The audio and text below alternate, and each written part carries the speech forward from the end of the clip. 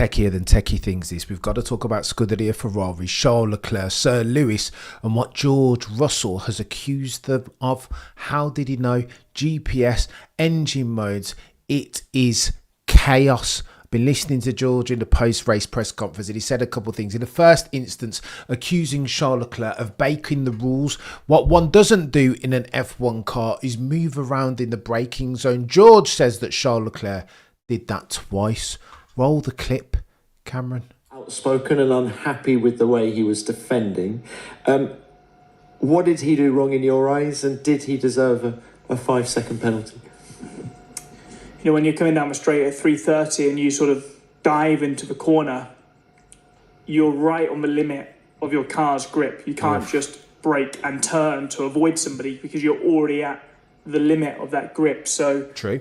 I made my intentions really clear, dive into the inside, and he moved after he had committed to braking, which is not allowed in the rules because of that reason. So, you know, he did it once. I wasn't happy about it. Second time, I was like, well, I'm going to just send it down the inside now. And he did it again, and we made contact. I was glad to get by, but I think when you watch on TV, you think, oh, why can't you just turn to avoid it? But as I said, you are right on the limit of the car's potential.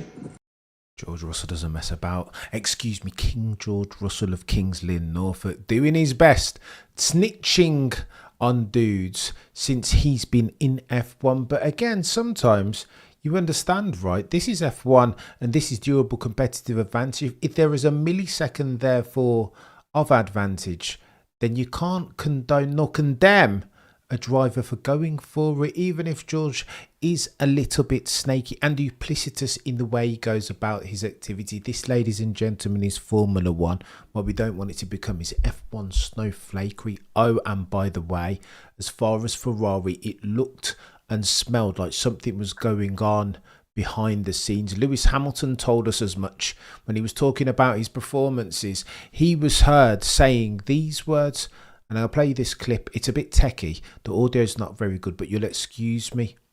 Roll the clip. Can we just ask you about the move with Max at turn 4? I know that's being investigated. What was your take on it? I don't remember it. When we spoke to you yesterday, you made a comment that I know has been picked up everywhere, and you said change the driver. Can you just tell me, do you genuinely feel that way? Is it a point right now that you just don't have the answers, so you're finding it really difficult to pick yourself up, or can you help us understand the comment a bit more? Not particularly. When you have a feeling, you have a feeling, and there's a lot going on in the background. Outspoken and unhappy.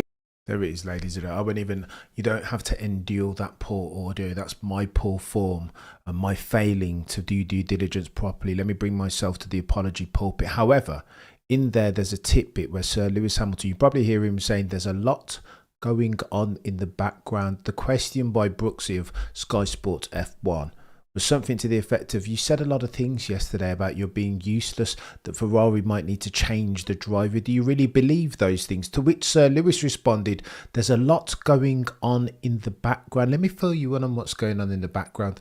In the first instance, Frederick Vasseur, the rumour and speculation was that he was not going to be able to continue as a team principal, that his tenure, the sand timer on it, was coming to an end. It had been running for a long time. The rumour was that John Elkann wanted to replace him with one Christian Horner. That's gone away now. Rumour is that he's going to get at least a 1+1 deal going forward. Therefore, he'll be team principal at Ferrari in 2027. But more pertinently and insidiously, they've been having issues with this car for the longest time. This time last year, you recall, Frederick Vasseur said we're going to change 99% of the car in the final year of a rule and reg set. Of course, that makes sense. Fermat's last theorem, 4D level gas, Garry Kasparov chess playing. Of course it is. Final rule and reg set, and you're going to change all the car. A car, by the way, that came within 14 points of winning a Constructors' Championship. God tier thinking, as always, from the red team with the yellow badge and black prancing cause. Of course, it makes sense. Why would they want to diversify their design philosophy portfolio and think about 2026? It's not like that's going to yield big gains as far as durable competitive advantage is concerned. It's not like that could be a thing, eh? Scuderia Ferrari. This is what they do. Nonsensical decisions, poor low-level decision-making across the board. Why would they do that? They had a market-leading car and they fudged it up. Now what they've got is an SF25, which is a diva of a vehicle. It needs to be run super low to the ground if they're going to optimize for its performance, but they can't run it super low to the ground in a ground effect era, the final year of the ground effect era, because they lack for rigidity at the rear as far as the suspension. They were meant to have fixed that at Mugello, but it hasn't gone away completely. You saw at the Chinese sprint race, Sir Lewis Hamilton was able to get his feet underneath the table. He had a machine capable of winning races and therefore championships. Why? Well, because they run it too low. That's why. That's why after the Grand Prix in China, what happened to Sir Lewis? You'll recall the discerning-eyed amongst you that Sir Lewis got disqualified at the altar of excessive plank wear. They ran the car too low. And again, but for the excessive plank wear, you can run the car as low as you want to, right? But if you're going to infringe upon the rules and get disqualified, then what is the point? And this is the very fine tightrope that Scuderia Ferrari have to walk. Run the car as low as possible, and then you will get a fast one that Charles Leclerc can put on the pole, no less, but try and get through the race entire, not having infringed upon the excessive plank wear rule. And this is what happened during the race. Charles Leclerc, early days, was quick. You saw the way he defended. Super acute. He had the pace in the SF25. But then the second stint, what happened? Anthony Davidson showed us the bloody sparks coming off the car on the first lap. Ergo, they were running the car super low, potentially too low to pass for the excessive plank wear rules. And then you start to get these messages. It's what Shaw had to say on the back of his second stint. I can feel what we discussed before the race. We need to discuss those things before doing those. What is he talking about? Super cryptic at each and every single juncture. Oh, and it doesn't stop there. Here's Charles Leclerc again. We are going to lose this race with these things. We are losing too much time. He's talking, of course, about Scuderia Ferrari, the SF25, trying to circumvent, mitigate for the time that they lose from running a ride height excessively high. They need to run it low, chat, too low to not infringe upon the excessive plank wear rules. But then what else are they going to do? What else are they going to do? Well, in this instance, it got techier than techie things because they were quickest of all in the first stint. Charles Leclerc was gonzo down the road. Not even OJP in that MCL39 could keep up with him. But as soon as he pitted and came out, he had zero pace. You saw the way that Oscar Jack came around him as if he wasn't even there. And then you get this message from Charles Leclerc, the longest message in F1 history to ever get put on a screen. He said, "This is so incredibly frustrating. We've lost all competitiveness. You just have to listen to me. I would have found a different way of managing those issues. Now it's undrivable. It's a miracle if we finish on the podium." Well, it would have been a miracle if we finished on the podium because they've done something. Now, the word F1, the word on the curbs, F1 speculation and conjecture, if that's something in which you can be invested, is that when Charles Leclerc came into pit, so worried was Scuderia Ferrari about excessive plank wear and yet another DNF, their third potentially of a season, they decided that they were going to put additional pressure into the tyres with a view to raise the height right and curb for the rate at which the plank was wearing. Chaos. And what did that do? Well, Charles Leclerc is saying, you did that, you put too much pressure in the tyres, and that's completely ruined all of my handling dynamic and sacrificed all of the pace using which I wanted to fend off the other 19 drivers. We could have done lift and coast. We could have managed it. We could have tinkered with engine mode, Charles Leclerc is saying, to keep the competitiveness in the car and manage around that. Of course, Charles Leclerc would want to risk that and risk some excessive plank wear and a potential DSQ. If he gets disqualified, it's better than sinking like a stone to the back of the field, having no pace. And again, that feels like rumour and speculation because Charles Leclerc was being super secretive. But then you had the legendary, the snitch, King George Russell of Kingsley in Norfolk, in the post-race presser, or in the post-race scrum even, he had this to say. And he was asked about Charles Leclerc. Run the clip. George, huge congratulations. Were you aware that Charles was having an issue at all, or was it? Did they tell you?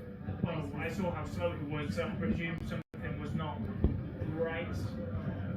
The only thing we can think of is they were running the car too low to the ground, and they had to increase the tyre pressures for the last stint because they were using an engine mode that was making the engine slower at the end of the straight, which is where you have the most amount of. Super low again. You'll excuse me.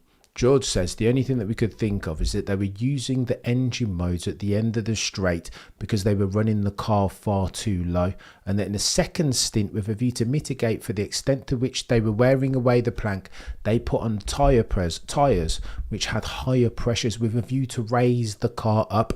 That's why all of a sudden Charles Leclerc's car was slower than slow things, whereas in the first stint he was the quickest of all. Let's play this again. I apologise for it being too low. I'll fix that, remedy it for next time. Was having an issue at all, or was it? Did they tell Was Charles having an issue, George? I saw how slow he was. The only thing we can think of is they were. The only thing we can think of is that they were running the car too low to the ground. For the last stint because they were Raise the tyre pressures for the last stint. That was making the engine slower at the end of the straight. Making the engine slow at the end of the straight, lift and coast using engine modes. The chassis, something with the chassis, he wasn't aware of. But Charles Leclerc and Frederick Vasseur said it was the chassis. this is true. Look at that. There you go. So Charles Leclerc says Brooksy. Charles Leclerc claimed that it was something wrong with the chassis. That's why they were tinkering and doing all these things. George Russell responds, well, you think Charles Leclerc is going to tell you that they were running the car legally? Is that what you expect to come out of Charles Leclerc's mouth? It's techier than techie things, this. No, it had nothing to do with the suspension of the plank. They had a chassis issue. Ball feathers, Neil. Russell is... What chassis issue do you think they had? Listen. We know past his prologue that for the longest time Scuderia Ferrari have been desperate to run that car low. Chinese Grand Prix, same thing happened and it was disqualified. In the sprint, Sir Lewis all of a sudden was super quick because they were able to run it super low. Word on the F1 curb is that they don't check for plank wear after the sprint, only after the Grand Prix proper. They need to run that car low because that's how it's designed. That's how you get the best lap time out it. That's how you optimize for it.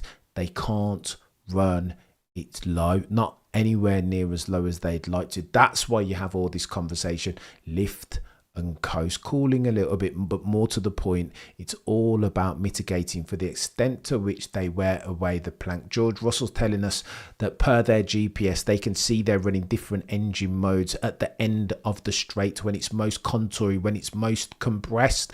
That's when all of the bloody plank wear is going to happen. Lest we forget, a couple of years ago, Red Bull, the legendary YouTuber that is Break F1, former Maximilian Verstappen race engineer, told us that around Spa-Francorchamps, it was clear from the GPS that Checo and Maximilian Verstappen were lifting and coasting, sandbagging with a view to avoid the extent to which they were wearing away the plank. They'd set the car up incorrectly, as had done Scuderia Ferrari today, and that's what Charles Leclerc is talking about. That's the stuff that Lewis Hamilton is alluding is going on in the background. They have a brilliant car if you can run it super close to the floor. Sans that, it's mid-pack.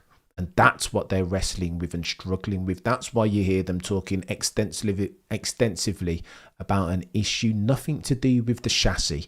There's no way, Neil, that Charles Leclerc is the race lead, gapping Oscar Piastri in a god-tier McLaren MCL39.